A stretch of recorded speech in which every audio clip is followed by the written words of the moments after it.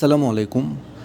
আজকে আমি কথা বলবো সাপ্লাই চেইন এবং প্রোডাকশনের একটা ইম্পর্টেন্ট টপিক নিয়ে, কাস্টমার অর্ডার ডিকাপলিং পয়েন্ট।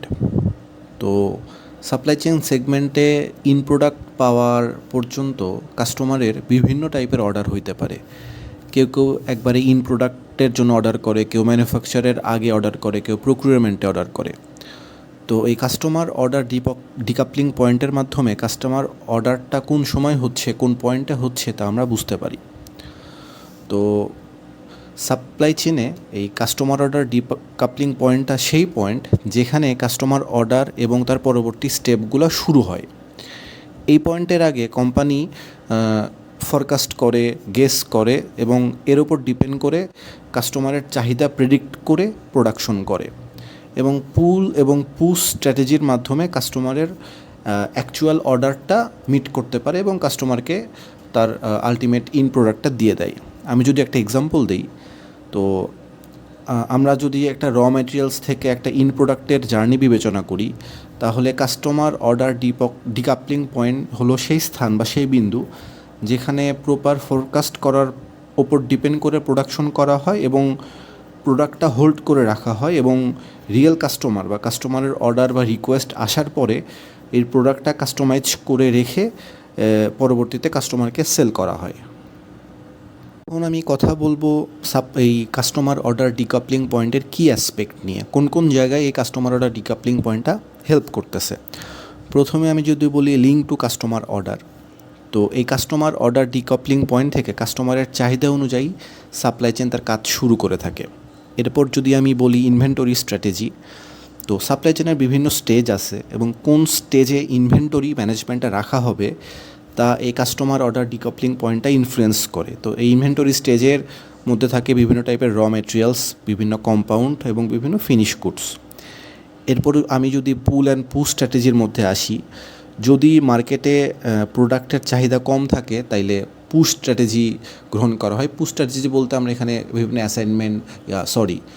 বিভিন্ন অ্যাডভার্টাইজমেন্টের মাধ্যমে কাস্টমারকে পুশ করে থাকি।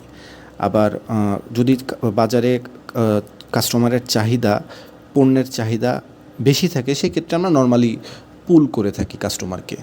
তো এইভাবে আসলে এই কাস্টমার অর্ডার ডিকাপলিং পয়েন্টটা এই সাপ্লাই চেনে ইউজ করা হয়ে থাকে।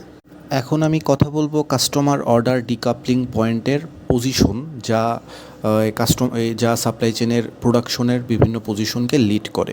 তো আমি যদি প্রথমে কথা বলি এমটিএস, যেটা মার্কেট টু স্টক, এখানে আমি দেখতে পারতেছি ডিজাইন, প্রোকিউরমেন্ট, ম্যানুফ্যাকচার, অ্যাসেম্বল এবং ডেলিভারি। তো এটা সাধারণত এই এমটিএস প্রোডাক্টটা সাধারণত ফিনিশ গুডের ক্ষেত্রে ইউজ হয়ে থাকে। যখন অলরেডি প্রোডাক্টে অ্যাসেম্বল হয়ে গেছে এবং ফিনিশ গুড হয়ে গেছে, আলটিমেট জাস্ট প্রোডাক্টটা কাস্টমারের কাছে চলে যাবে, তখন এই অর্ডারটা চলে আসে। সাধারণত যেমন বেবি ডাইপার, যে জিনিসগুলো খুব বাজারে খুব চাহিদা বেশি, এই টাইপের জিনিসগুলো এই এমটিএস মার্কেট টু স্টকের মধ্যে হয়ে থাকে। এরপর যদি আমি আসি এটিও অ্যাসেম্বল টু অর্ডার, যেমন ডিজাইন, প্রোকিউরমেন্ট, ম্যানুফ্যাকচার, অ্যাসেম্বল, দেন ডেলিভারি। এখানে দেখা যাচ্ছে যে ম্যানুফ্যাকচারে অর্ডারটা আসতেছে, ডিকাপলিং পয়েন্টটা ম্যানুফ্যাকচারে, যেমন ম্যানুফ্যাকচারেই অর্ডারটা করা হচ্ছে, দেন অ্যাসেম্বল করা হচ্ছে, দেন ডেলিভারি করা হচ্ছে।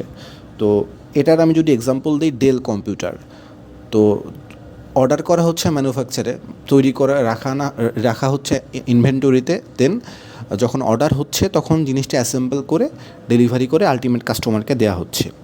এরপর আমি যদি বলি MTO, market make to stock, এখানে দেখা যাচ্ছে যে প্রোকিউরমেন্টে ম্যানুফ্যাকচারের আগেই এই কাস্টমার অর্ডার ডিকাপলিং পয়েন্টটা আছে।